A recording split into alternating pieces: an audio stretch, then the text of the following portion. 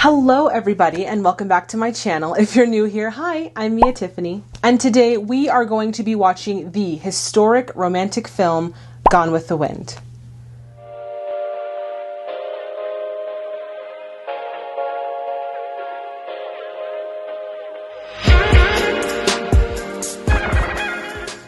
So, Gone with the Wind was released in 1939, produced by David O. Selznick, and directed by three different directors at three different times.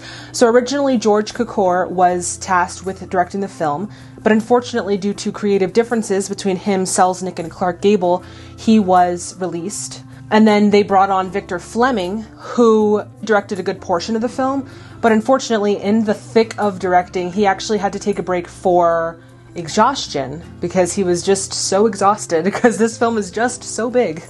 And so they brought on Sam Wood to continue in his place. So this film has three directors. The ultimate credit for director of this film went to Victor Fleming, again just because he directed the most of the film.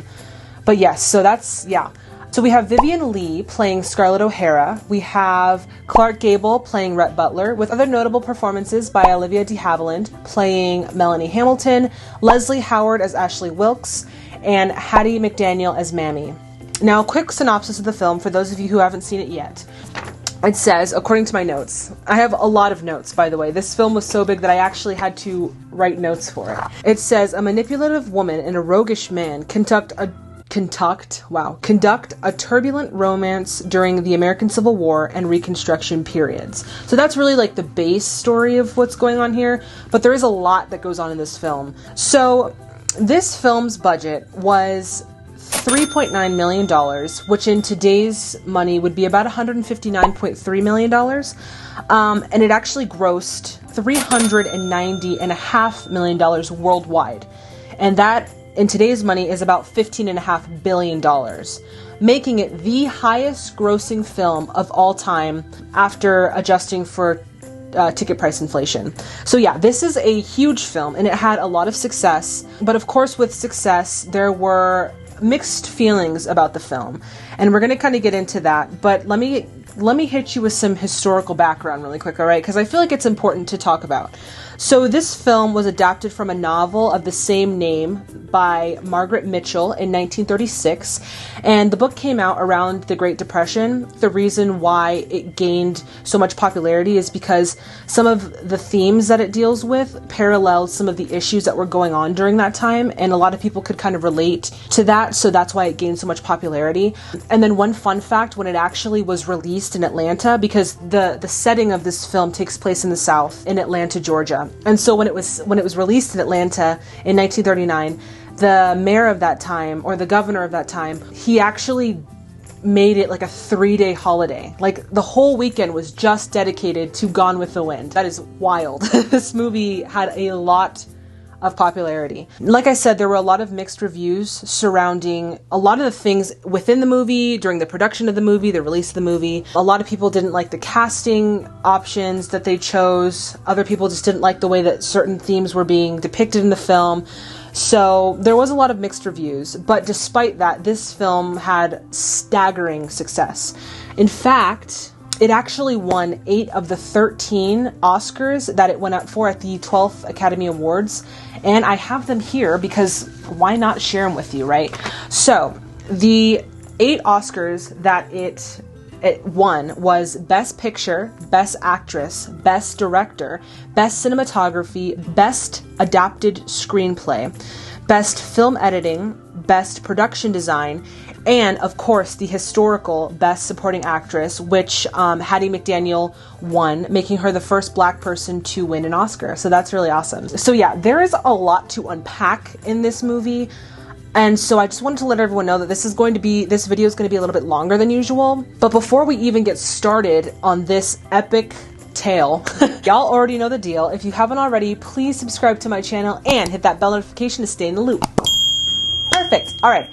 So I strongly encourage all of you to get some drinks, get some snacks, and let us get in to the first part of Gone with the Wind.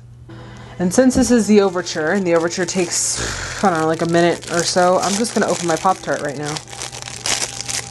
so that I'm not making any nuisance when there's action going on. Hey, do you guys actually eat snacks during watching this video? I'm just curious. And if you do, what snacks do you eat? Let me know in the comment box below. I'd like to know.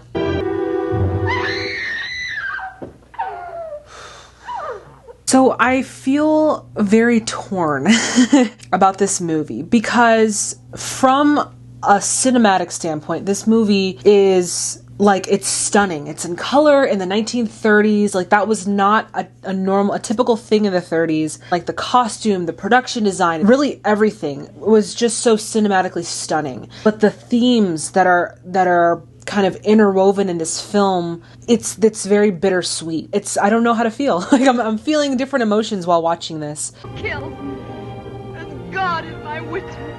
I'll never be hungry again. Whoa. I got goosebumps. I got goosebumps at that.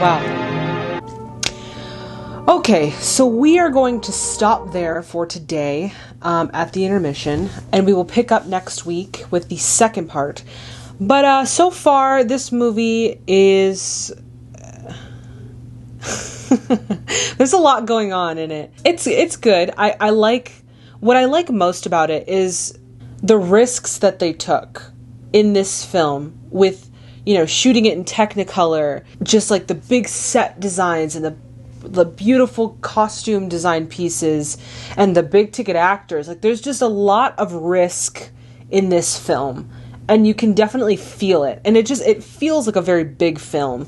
And I think I like that. And I kind of like the creativity that they have going on through the film, especially with the use of color in a film in the 1930s. Also, I love the lighting because you can tell that the lighting is still set for black and white films. It's just a film that was filmed in color. So, and I do understand why, you know, this film was very popular in the 30s because, again, there's a lot of themes like, you know, having to pick yourself up after hard times and having to face sudden impoverishment. So I understand why people really related with this. I feel like there's a lot more going on than just the love between Scarlett and Rhett. You know, there's also this whole story about Ashley Wilkes and his wife and that situation. So there's a lot going on set during a time that a lot was going on. So just overall, this film just feels heavy. Like, I'm not going to give it a rating until I've watched the whole thing. So I'm going to save that for the very end.